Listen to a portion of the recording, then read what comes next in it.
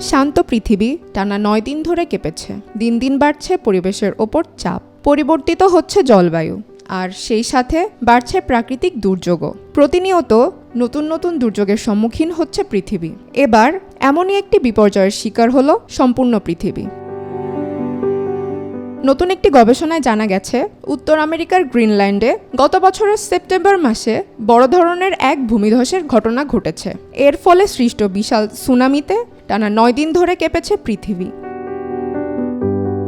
দীর্ঘদিন যাবৎ গবেষণার পর গবেষকরা জানিয়েছেন, ওই মাসে গ্রিনল্যান্ডে 1.2 কিলোমিটার উঁচু এক পর্বতচূড়া ধসে পড়ে। এর ফলে সেখানকার খাড়িতে সামুদ্রিক ঢেউ ওঠানামা করে। এরই জের ধরে সমগ্র পৃথিবী পৃষ্ঠে সৃষ্টি হয় আলোড়ন এবং ভূত্বক কেঁপে ওঠে। ইউনিভার্সিটি কলেজ লন্ডনের বিজ্ঞানীদের এই গবেষণা অনুযায়ী পর্বতের পাদদেশে হিমবাহ পাতলা হয়ে ওই বিরাট ভূমিধসের সৃষ্টি হয়। মূলত এর প্রধান কারণ হল জলবায়ুর পরিবর্তন। চন্দ্রিকা মজুমদার, আজকাল।